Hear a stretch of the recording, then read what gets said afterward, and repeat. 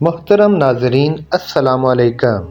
ایک دفعہ کا ذکر ہے کہ ایک نوجوان جس کا نام کبیر تھا، مزدوری کی تلاش میں بغداد کا سفر کرتا ہے۔ اس نے ادھر ادھر کام کی بہت تلاش کی، لیکن اس کو کہیں کام نہ ملا۔ وہ بہت مایوس ہوا اور کہنے لگا کہ پردیس میں زندگی بسر کرنا بہت مشکل کام ہے۔ ایک دن وہ پریشانی کے عالم میں چلتا جا رہا تھا کہ مسجد کا دروازہ آ گیا۔ وہ بے ارادہ مسجد میں داخل ہوا اور ایک چٹائی پر لیٹ گیا۔ وہ گہری سوچ میں ڈوبا ہوا تھا، اور چونکہ ہر طرف خاموشی تھی، اس لیے جلد ہی اسے نیند نے گھیر لیا۔ ابھی وہ خواب اور بیداری کی حالت میں ہی تھا کہ لاٹھی کی ٹک ٹک کی آواز سے اٹھ بیٹھا۔ یہ ایک نابینا گداگر تھا جس کو اس نے کئی مرتبہ اس شہر میں دیکھا تھا۔ گداگر مسجد میں ایک طرف کھڑا ہو گیا اور بلند آواز سے پکارنے لگا، کوئی شخص ہے جو میری مدد کرے؟ کبیر نے سوچا کہ گداگر رقم مانگ رہا ہوگا، اس کے علاوہ اس کا یہاں کیا کام؟ کبیر نے کوئی جواب نہ دیا۔ جب گداگر نے محسوس کیا کہ یہاں کوئی شخص نہیں ہے تو مسجد کے باغیچے کی طرف چلا گیا اور باغیچے کی مٹی کریدنے لگا، جس سے چھوٹا سا گڑھا بن گیا۔ گداگر نے گڑھے میں ایک تھیلی رکھی اور دوبارہ مٹی برابر کر دی، اور کچھ دیر مسجد میں آ کر خاموشی سے بیٹھ گیا تاکہ اچھی طرح سمجھ لے کہ یہاں کوئی نہیں۔ جب اسے پوری تسلی ہو گئی تو جس راستے آیا تھا اسی راستے واپس چلا گیا۔ کبیر چھپ کے یہ سب دیکھ رہا تھا۔ اس کے دل میں کئی طرح کے وسوسے آئے کہ جا کر دیکھوں تو صحیح کہ تھیلی میں کیا چیز ہے۔ وہ آگے بڑھا اور نہایت احتیاط سے مٹی کھود کر تھیلی گڑھے سے باہر نکال لی، جو سکوں سے بھری ہوئی تھی۔ کبیر نے تھیلی بغل میں دبائی اور دوبارہ مٹی اسی طرح برابر کر دی جیسے پہلے تھی، اور مسجد سے باہر نکل کر قبرستان پہنچ گیا۔ وہاں اس نے سکے گنے تو دیکھا یہ 1300 دینار ہیں۔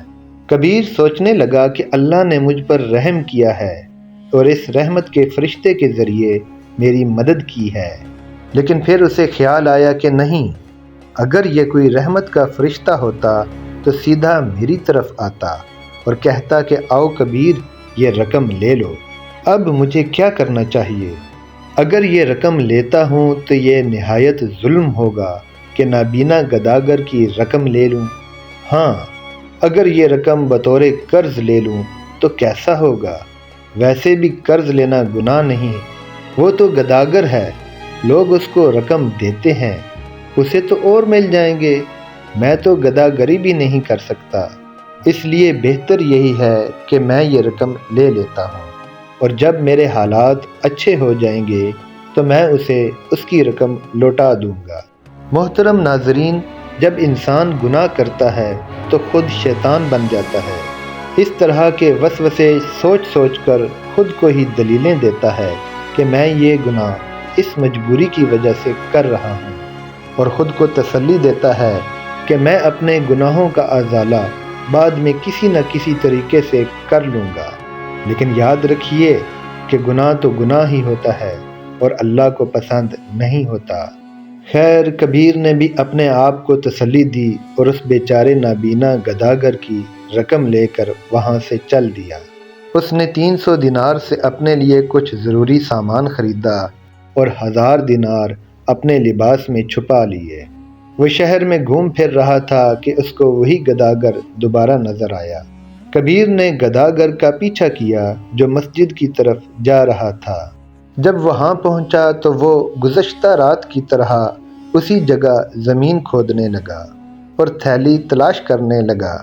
جب اس نے محسوس کیا کہ تھیلی وہاں نہیں ہے تو اس کا رنگ اڑ گیا۔ اپنا ہاتھ پیشانی پر پھیرا، اپنا نابینا چہرہ آسمان کی طرف اٹھایا، لیکن زبان سے کچھ نہیں کہا۔ کبیر یہ سارا منظر اپنی آنکھوں سے دیکھ رہا تھا۔ اس نے سوچا کہ اگر گداگر نے مجھے تلاش کر لیا تو کیا ہوگا؟ وہ چپکے سے وہاں سے چلا گیا، نابینا گداگر کو اکیلا پریشان چھوڑ کے۔ کبیر اب بغداد چھوڑ کے اپنے شہر واپس آ گیا۔ اس نے مفت حاصل کی ہوئی رقم گندم کی تجارت میں لگا دی۔ اس کا کام چل نکلا اور وہ بہت جلد مالدار بن گیا۔ 2 سال بعد مکہ گیا اور اب وہ کبیر سے حاجی کبیر بن گیا۔ اسی طرح 3 سال گزر گئے۔ ایک دن وہ اپنے کام کاج میں مصروف تھا کہ کیا دیکھتا ہے کہ اس کی دکان کے باہر وہی نابینا گداگر خاموشی سے ہاتھ پھیلائے کھڑا ہے۔ حاجی کبیر دل میں کہنے لگا کہ یہ گداگر میرا محسن ہے، آج اس کی رقم اس کو واپس لوٹا دیتا ہوں، رقم واپس مل جانے سے یہ ضرور خوش ہوگا۔ حاجی کبیر آگے بڑھا اور اس کی ہتھیلی پر ایک سکہ رکھا اور بات کا آغاز کرتے ہوئے پوچھنے لگا، بابا جی میں نے سنا ہے کہ چند سال پہلے آپ کی رقم چوری ہو گئی تھی، کیا وہ واپس ملی ہے؟ نابینا گداگر نے کہا کہ مجھ سے اونچا نہیں بولا جاتا، اپنا کان نزدیک کرو۔ کبیر نے کان نزدیک کیا تو گداگر نے اس کا گریبان مضبوطی سے پکڑ لیا اور زور زور سے چلانے لگا، چور چور، لوگوں میں نے اپنا چور پکڑ لیا ہے، میری مدد کرو، اس شخص نے میری رقم چرائی ہے۔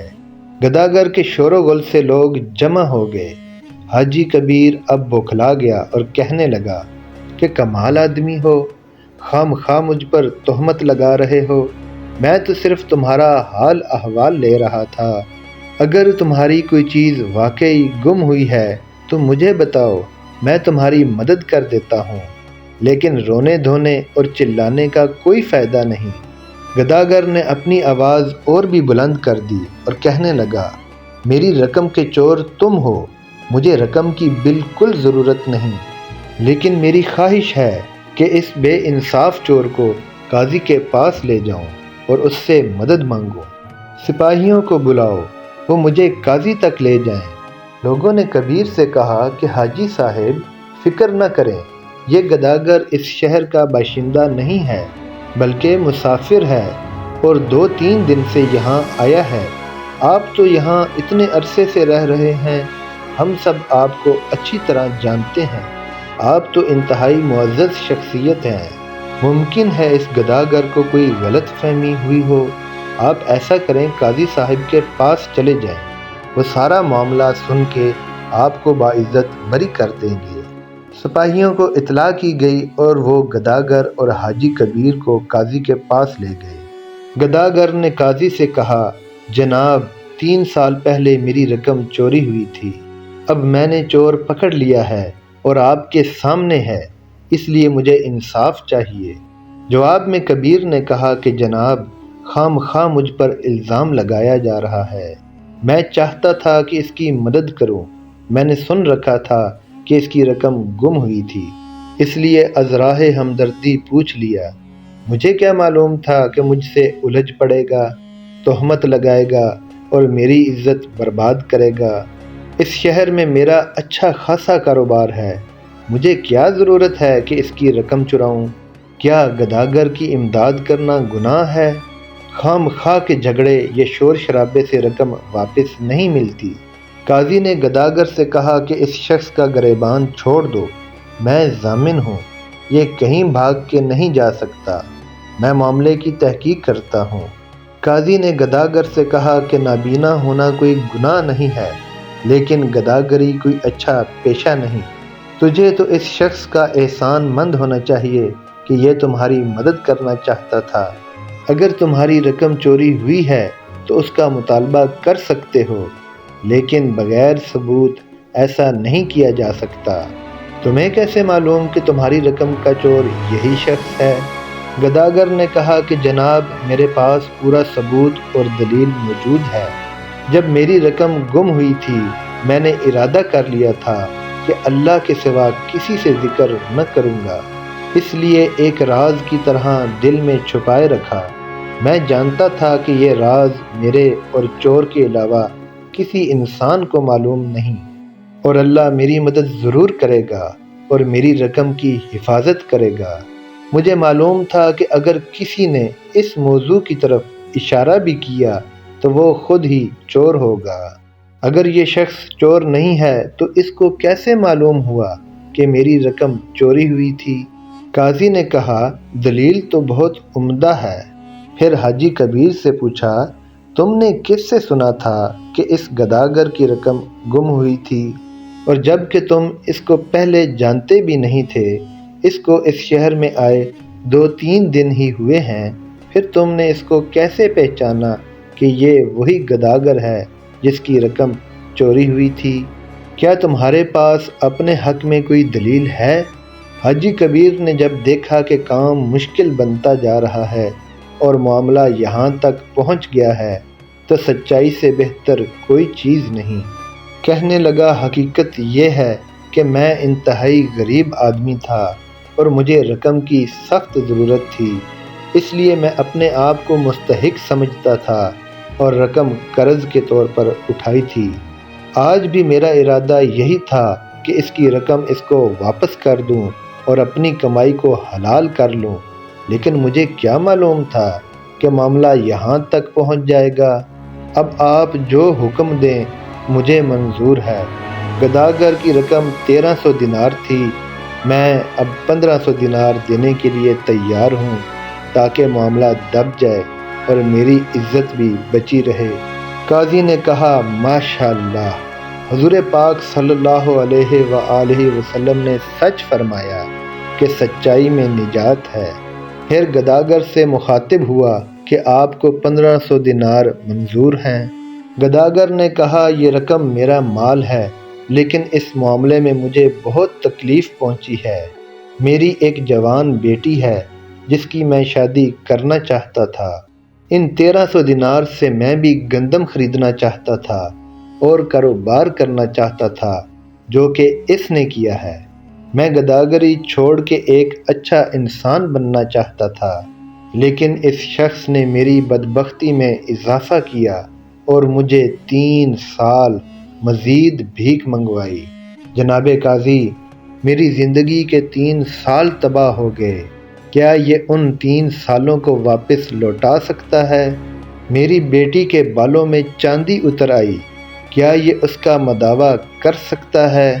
جناب قاضی، میں نابینا ہوں، مجھے اپنے کاروبار کے لیے ایک مزدور کی ضرورت ہونی تھی۔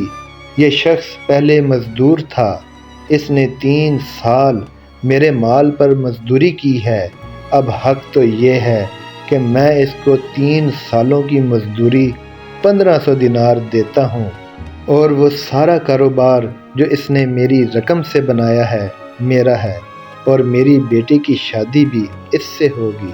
اس طرح بالآخر یہ کاروبار اس کو واپس بھی مل جائے گا۔ اگر اس کو یہ منظور ہے تو ٹھیک، ورنہ چور کی سزا ہاتھ کاٹنا ہے۔ قاضی نے جب حاجی کبیر سے پوچھا تو اس نے ہاں میں جواب دیا۔ اس کے پاس انکار کی کوئی گنجائش ہی نہیں بچی تھی۔ محترم ناظرین، یہاں یہ کہنا ضروری ہے کہ جب چور کسی کی چوری کرتا ہے یا دھوکے باز کسی کو دھوکہ دیتا ہے تو اسے کیا معلوم کہ جس کی اس نے چوری کی ہے یا جس کو اس نے دھوکہ دیا ہے، اس نے وہ رقم کتنی مشکلوں سے کتنے عرصے میں جمع کی تھی، اس رقم سے وہ کیا کیا کرنا چاہتا تھا، اس رقم کے نہ ہونے سے وہ کتنا پیچھے چلا گیا ہے۔ اللہ ہم سب کو ہدایت دے۔ کہانی اچھی لگی ہو تو چینل کو سبسکرائب ضرور کیجیے، ویڈیو کو لائک اور شیئر کیجیے۔ شکریہ۔